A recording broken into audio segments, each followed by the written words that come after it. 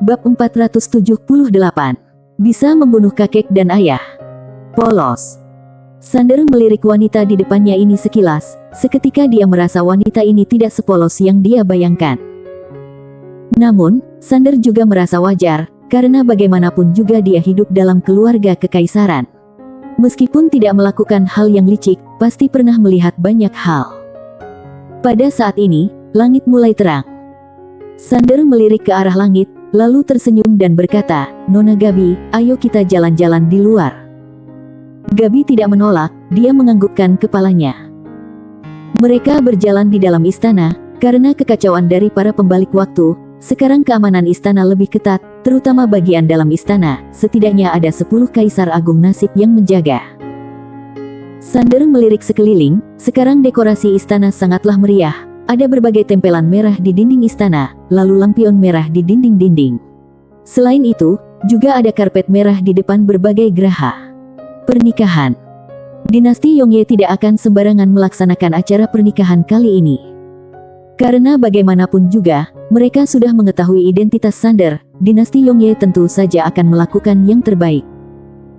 Sander menenangkan hati dan berkata, "Nona Gabi, menurutku, kamu harus baik-baik meningkatkan kekuatanmu, agar bisa menjaga diri sendiri." Gabi memandang Sander dan hanya tersenyum saja. Sander berkata, "Bagaimana dengan isi hatimu?" Gabi bertanya, "Bukannya kamu akan melindungiku?" Sander berkata, "Lia, tapi jika dirimu memiliki kekuatan sendiri, bukannya akan lebih baik?" Gabi menganggukkan kepalanya, "Benar juga." Sander tersenyum dan berkata, "Aku akan mengajarimu cara berlatih." Gabi mengedipkan matanya, "Baik." Sander berkata, "Ayo, aku akan membawamu ke tempat lain." Usai berkata, dia langsung menarik lengannya Gabi dan menghilang dari tempat. Mereka muncul di dalam menara kecil. Saat masuk ke dalam menara kecil, Gabi sedikit kaget. Karena dia menyadari pergerakan waktu di dalam menara kecil ini berbeda dengan dunia luar. Sander berkata, "Nona Gabi, sekarang kamu adalah tahap Pri Suyue." Gabi menenangkan hati, lalu memandang ke arah Sander dan menganggukkan kepalanya. Sander berkata, "Aku akan memberikanmu kitab teknik." Usai berkata, dia mengulurkan jarinya, seketika cahaya putih masuk ke dalam keningnya Gabi. Boom! Tidak lama kemudian, berbagai macam informasi masuk ke dalam keningnya Gabi. Sander berkata, "Ini adalah hukum Guanxuan, hasil rombakan ibuku, bisa digunakan seumur hidup." Gabi menganggukkan kepala dan berkata, "Teknik ini sangat luar biasa." Sander tersenyum, lalu mengeluarkan sedikit esensi jiwa untuk Gabi. Sedangkan dia mulai berlatih dan mencoba menggunakan teknik masuk dimensi. Masuk dimensi. Kak Maura pernah mengatakan, bisa masuk ke dimensi manapun. Memiliki beraneka ragam perubahan fisik. Berbagai macam raga berada di dimensi lain, lalu menggunakan keunggulan dari dimensi ini memperkuat serangan pedang. Harus diakui, pemikiran ini sangatlah hebat. Namun, Sander tahu, hal seperti ini pasti akan sangat susah. Hanya saja, Sander yakin dirinya bisa. Sisa waktu, Sander mulai latihan dengan giat, karena Maura tidak ada, dia hanya bisa menelusurinya sendiri, maka itu peningkatan sangatlah lambat. Di sisi lain, Gabi masih penasaran dengan kondisi di sekelilingnya. Tadi, dia sudah menghitung, 10 tahun di sini sama dengan 1 hari di dunia luar. Benar-benar sangat menakjubkan. Dinasti Yongye memiliki banyak benda pusaka hebat, tetapi tidak ada yang begitu menakjubkan. Dia tidak melatih, melainkan pergi ke tempat Sander berlatih. Dia langsung tertarik melihat Sander berlatih teknik pedang, lalu duduk di samping melihat Sander latihan. Hari ini Sander memakai jubah panjang berwarna abu-abu, badan berdiri tegak, dan terlihat sangat wibawa. Kultivator pedang. Karena masalah sejarah dinasti Yongye, sekarang sangat jarang berjumpa kultivator pedang di dinasti Yongye, dia juga pertama kalinya berjumpa dengan kultivator pedang. Lalu Sander juga berbeda dengan kultivator pedang yang dia bayangkan. Dalam benaknya, kultivator pedang seharusnya sangat angkuh, lalu suka sendirian mengembara di dunia. Sedangkan Sander bukan orang seperti itu. Dia merasa Sander mirip dengan orang yang berpendidikan, sangat anggun, ada kalanya juga nakal. Jika tidak marah, dia tidak mirip dengan seorang kultivator pedang, auranya berhasil disimpan dengan baik. Jika marah, auranya akan membuat orang merasa ketakutan. Sebenarnya dia tidak ada niat jahat terhadap Sander, maksud dari ayahnya berharap dia bisa mengendalikan Sander. Namun, sebenarnya, dia tidak ada pemikiran apapun. Karena dia tidak tertarik dengan pria, apalagi mengendalikan pria. Dalam benaknya, kebenaran adalah yang paling penting. Jika bukan karena ibunya yang datang memohon, dia sama sekali tidak akan berkontak dengan Sander, lalu dia juga sangat menghormati ibunya. Karena saat datang ke dunia ini, faktor kondisi tubuh, dia tidak bisa berkultivasi. Dalam keluarga Yongye yang merupakan keluarga kultivasi, kamu tidak bisa berkultivasi sama seperti orang tidak berguna. Maka itu, dia selalu diremehkan di masa kecil, termasuk ayahnya. Setelah mengetahui dia tidak bisa berkultivasi, sama sekali tidak pernah datang melihatnya. Hanya ibunya yang tidak pernah menyerah. Juga karena wanita ini, dia barulah bersedia turun tinggal di dinasti Yongye sampai sekarang. Lalu, wanita ini meminta dia menikah dengan Sander juga karena kebaikannya. Berharap dia memiliki keluarga besan yang kuat, dengan demikian dinasti Yongye dan internal keluarga tidak berani meremehkannya lagi. Awalnya dia ingin menolak, tetapi tidak bisa menahan permohonan dari wanita itu. Mau tidak mau, dia hanya bisa datang berjumpa dengan pria ini. Sekarang dia merasa pria ini sedikit di luar perkiraannya. Adalah orang yang sangat jujur. Pada saat ini, dia teringat dengan kakaknya. Dia merasa kakaknya memang tidak pandai melihat orang. Jika kakaknya bisa baik-baik dengan pria ini, maka posisi kaisar pasti akan menjadi miliknya. Bukan hanya demikian, juga bisa mendapatkan bantuan yang sangat kuat. Sayangnya, kakaknya malah bersikap sombong. Jangan lihat pria yang ada di depannya begitu baik dan mudah diajak kompromi. Tetapi, dia bisa merasakan pria ini sangat angkuh. Kamu baik padanya, dia tentu saja akan baik padamu, dan sebaliknya. Setelah berpikir demikian, Gabi menggelengkan kepalanya, kenapa dirinya berpikir begitu jauh. Usai masalah ini berakhir, dia juga seharusnya pergi. Dia hanyalah salah satu tamu dalam kehidupannya. Bagi seorang kultivator, tamu seperti ini mungkin akan terlupakan setelah pelatihan tertutup. Pada saat ini, terdengar suara deru pedang, kemudian energi pedang langsung menebas ke arah permukaan laut. Seketika, permukaan laut langsung terbelah menjadi dua. Gabi menenangkan hati, dia melihat Sander yang ada di kejauhan. Kondisi Sander menjadi ilusi, dia pun kaget melihat kondisi ini, wujud berada di laksa dimensi. Seolah merasakan tatapan mata dari Gabi, Sander menoleh ke arahnya dan berkata, bagaimana dengan jurus ini? Gabi menganggukkan kepalanya, lumayan hebat. Lumayan. Sander tersenyum, dia seolah-olah tidak puas dengan jawaban ini, dia berbalik badan dan melanjutkan latihannya. Di sisa waktu, Sander berlatih dengan giat setiap hari. Harus diakui, menggunakan jurus pedang di laksa dimensi sangatlah susah, karena dia harus memiliki penguasaan dimensi yang sangat tinggi. Lalu, pemikiran harus terpisah banyak, hal ini sangat menguras tenaga. Tingkat kesulitan sangat tinggi. Namun, Sander menyadari apa yang dikatakan Kak Maura bisa terlaksanakan. Jika berhasil melatih teknik ini, maka dia bisa membunuh kakek dan ayahnya. Membunuh dengan mudah.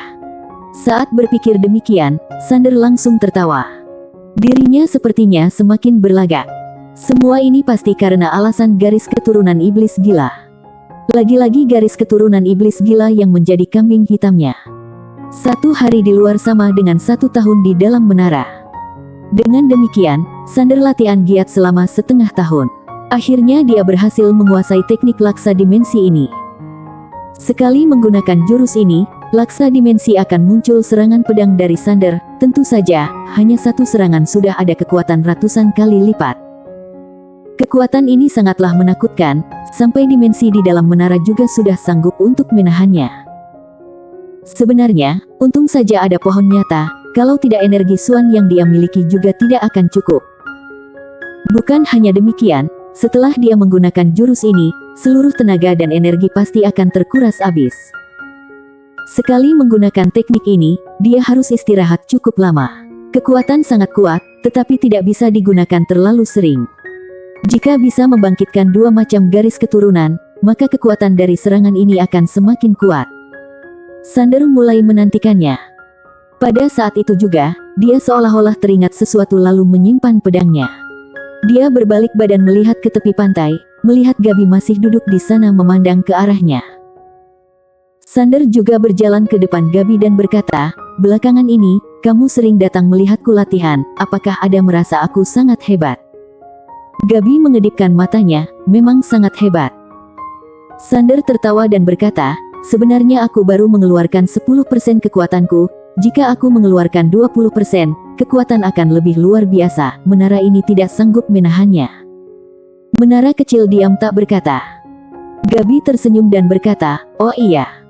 Sander menganggukkan kepala dan berkata, "Aku bukan bercanda." Gabi tersenyum dan berkata, "Apa kamu masih mau latihan?" Sander melihat sekitar dan berkata, "Tidak, ayo kita keluar." Gabi menganggukkan kepalanya. Mereka berdua meninggalkan menara kecil. Pada saat baru keluar, seorang wanita cantik muncul di depan mereka berdua. Wanita cantik ini sangat anggun dan cantik, lalu sedikit mirip dengan Gabi. Sander tahu, dia adalah ibunya Gabi. Sander memberi hormat, "Bibi." Wanita cantik itu memandang Sander lalu tersenyum, "Lia." Kedua kalinya dia berjumpa dengan Sander. Dia sangat puas dengan Sander. Bukan hanya memiliki latar belakang keluarga yang kuat, juga sangat tampan dan sopan, lalu kekuatan juga hebat. Wanita cantik itu berkata, "Apa ada waktu?" Sander melirik Gabi sekilas dan berkata, "Ada." Wanita cantik itu berjalan ke samping. Sander juga ikut. Gabi melirik mereka berdua dan diam tak berkata. Wanita itu membawa Sander ke samping, lalu mendadak berkata, "Minta dia melahirkan anak untukmu." Sander menatap wanita cantik itu dengan muka tercengang. Di kejauhan, Gabi melirik wanita cantik itu sekilas dan diam tak berkata. Dia tentu saja bisa mendengarkannya. Karena bagaimanapun juga kekuatannya berada di atas mereka berdua. Bersambung. Bab 479 Master Tiada Batas. Melahirkan anak. Sander sedikit kaget mendengar perkataan wanita cantik itu. Karena dia benar-benar tidak menebak perkataan pertama adalah seperti ini. Sander memandang wanita cantik itu dan menunggu perkataan selanjutnya. Wanita cantik lanjut berkata, "Tuan Ye sepertinya sedikit kaget." Sander menganggukkan kepalanya, sedikit kaget. Wanita cantik itu berkata, "Kaget apa?" Sander berpikir sejenak dan berkata, "Setelah menikah tentu saja akan ada anak. Ini adalah hal yang wajar, tapi Bibi malah mengungkitnya sekarang." Wanita cantik itu memandang Sander dan tersenyum berkata, "Lanjutkan." Sander berkata, "Apa Bibi mengetahui sesuatu?"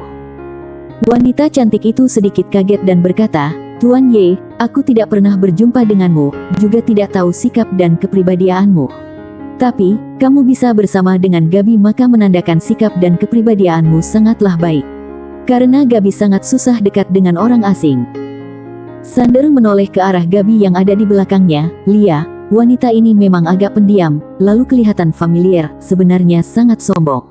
Orang asing ingin mendekatinya sangatlah susah. Namun, sebenarnya juga hal yang wajar. Tempat ini berbeda dengan bumi. Orang-orang di tempat ini, tidak peduli pria atau wanita, rata-rata pelatihan tertutup.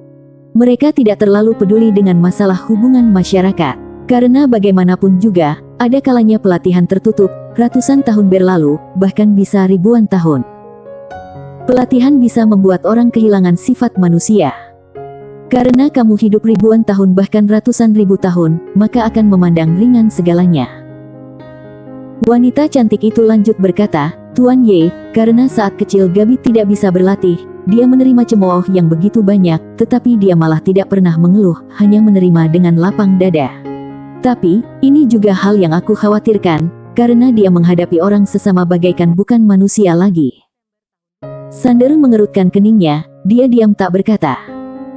Wanita cantik itu memandang Sander, "Selama beberapa tahun ini, Tuan Ye adalah orang pertama yang bisa bersama dengannya, aku juga merasa sangat bahagia." Sander merenung sejenak dan berkata, "Bibi, meskipun kali ini adalah pernikahan karena keuntungan, Bibi tenang saja, aku tidak akan menyakiti Nona Gabi." Wanita cantik itu berkata, "Lahir satu anak." Sander memandang wanita cantik itu, firasat memberitahunya bahwa wanita ini pasti menyadari sesuatu.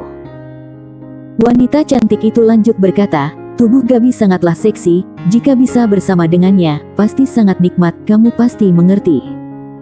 Sander langsung berdiri diam di tempat. Wanita cantik itu memandang Sander sekilas, tetapi tatapan mata penuh dengan arti. Sander sedikit tercengang. Apa-apaan ini? Ibu mertua memang pandai sekali. Gabi yang berdiri di belakang mereka berdua, muka langsung memerah ketika mendengar perkataan ini, tetapi kembali normal dengan cepat. Dia melirik ke arah wanita cantik itu dan tersenyum. Dia tahu, ibunya berharap dia memiliki anak agar lebih aman. Lalu, bisa selamanya bersama Deng Tuan Ye, hanya dengan melahirkan anak dengan Sander. Jika tidak, asalkan Tuan Ye pergi, lalu mereka berdua tidak ada perasaan. Sampai saat itu, meskipun Sander masih ada perasaan, juga tidak tahu seberapa besar. Jika mereka punya anak, maka segalanya sudah berbeda. Kamu boleh tidak membantu istrimu, tapi kamu mau tidak mau harus membantu anakmu.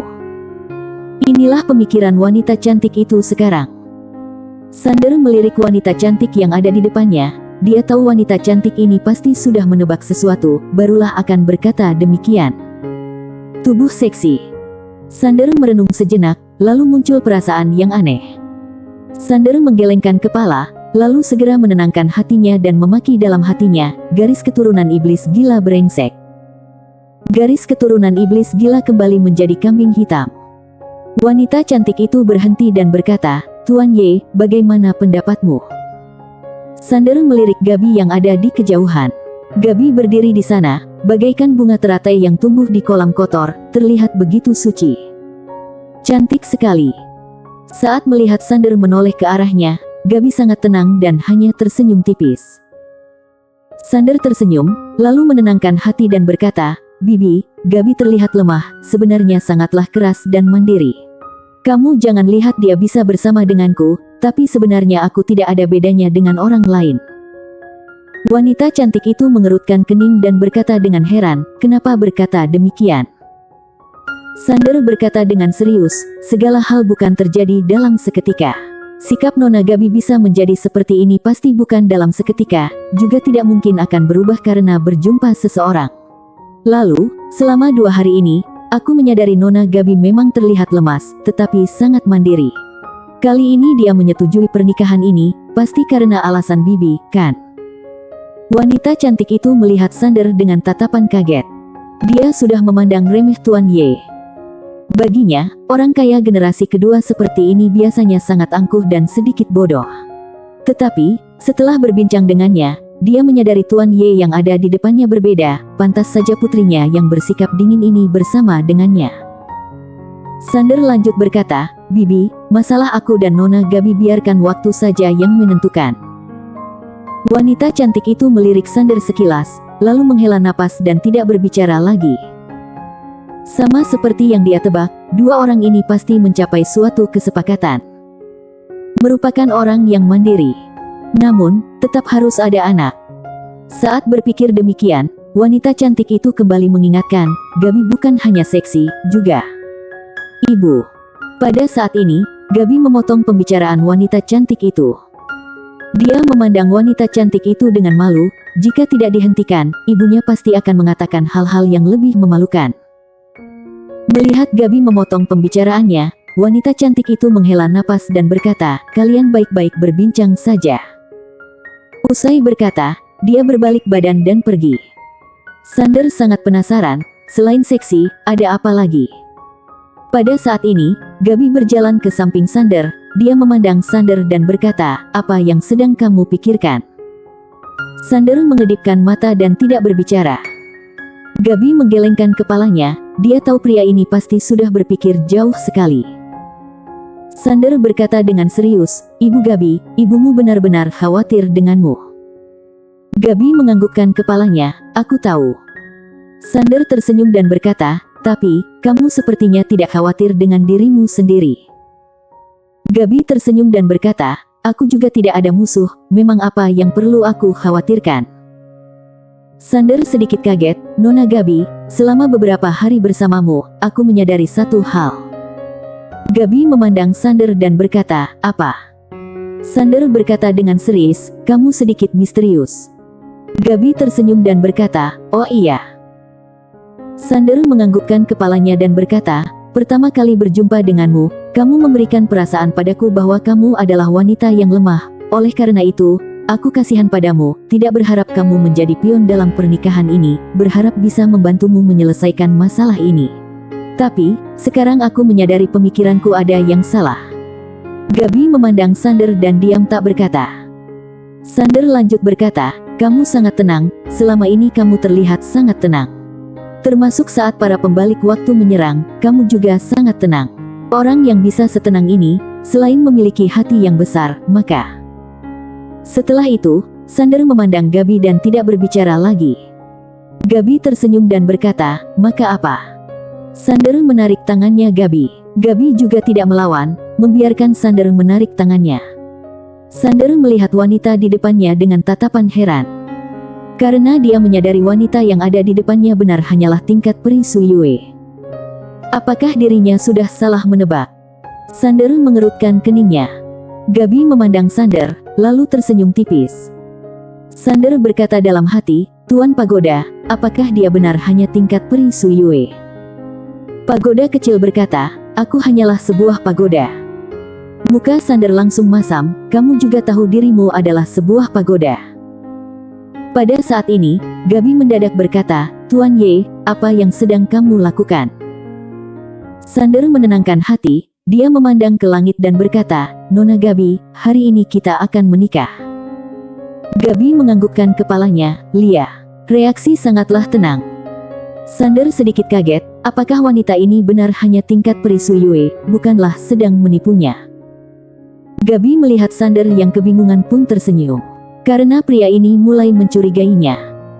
Sander melirik Gabi sekilas, meskipun masih curiga, dia juga tidak banyak tanya lagi. Pada saat ini, seorang pelayan wanita berjalan ke depan mereka berdua, lalu memberi hormat dan berkata, "Putri, Tuan Ye, silakan pergi menukar busana." Sander menganggukkan kepalanya, "Baik." Mereka berdua mengikuti pelayan wanita itu. Pada saat ini, Gabi mendadak berkata, "Tuan Ye." Sander memandang ke arah Gabi dan berkata, "Kenapa?" Gabi memandangnya dan berkata dengan serius, "Apa boleh melepaskan tanganku?" Sander sedikit kaget, lalu melepaskan tangannya Gabi, juga tidak canggung dan berkata, "Nona Gabi sangat mulus, menggenggam tanganmu bagaikan tidak menggenggamnya, benar-benar jarang sekali." Pagoda kecil sedikit kaget. Kenapa dia kembali dari bumi menjadi begitu pandai mengombal wanita? Sebelumnya adalah orang yang sangat jujur. Apakah karena garis keturunan iblis gila? Lagi-lagi garis keturunan iblis gila yang menjadi kambing hitam. Gabi memandang Sander, lalu menggelengkan kepala berkata, "Kamu ini, sedikit nakal, ya." Meskipun berkata demikian, dia juga tidak marah. Karena tatapan pria yang ada di depannya sangat polos, juga tidak ada maksud untuk melecehkannya. Sander melirik Gabi sekilas lalu tersenyum berkata, "Nona Gabi bukan wanita biasa, seharusnya tidak memandang penting hubungan pria dan wanita. Tapi, aku ada sedikit saran untukmu." Gabi memandang Sander, dan menunggu perkataan selanjutnya. Sander tersenyum berkata, "Pelatihan akan menghilangkan sifat manusia, hingga akhirnya akan hidup sendirian. Sekarang usia Nona Gabi masih kecil, tidak perlu mengejar hidup seperti ini. Hidup sangatlah menarik, seharusnya baik-baik menikmatinya." Inilah perasaan dia setelah pergi ke bumi. Hidup hanya demi panjang usia dan kekal abadi sangatlah membosankan, kehidupan tidak seharusnya begitu membosankan. Gabi memandang Sander dan berkata, "Jika tidak melatih dengan baik, ujung-ujungnya akan sia-sia, bukannya lebih tidak bermakna?"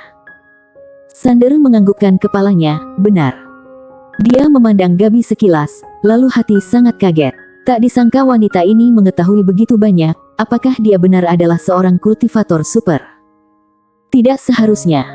Dia barulah berusia 20-an tahun. Apakah ada orang yang lebih hebat dari dirinya? Sander menggelengkan kepalanya dan tidak banyak berpikir lagi. Tidak lama kemudian, mereka berdua tiba di sebuah geraha. Pelayan wanita itu langsung maju ke depan Gabi lalu berkata, "Putri, silakan ikuti aku." Gabi menganggukkan kepalanya, lalu mengikuti pelayan wanita itu masuk ke dalam.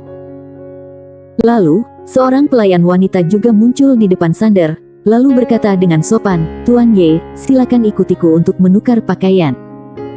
Sander menganggukkan kepalanya. Di langit, seorang pria menundukkan kepala melihat ke istana dan tersenyum tipis. Orang itu adalah Tuan Penatao.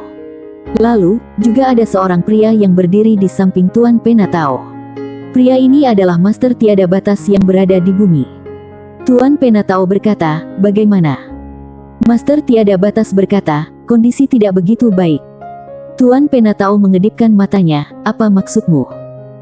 Master Tiada Batas memandang Tuan Penatao dan berkata, "Wanita berjubah putih itu menitip pesan untukmu, jika kamu berani ikut campur, dia akan membunuhmu."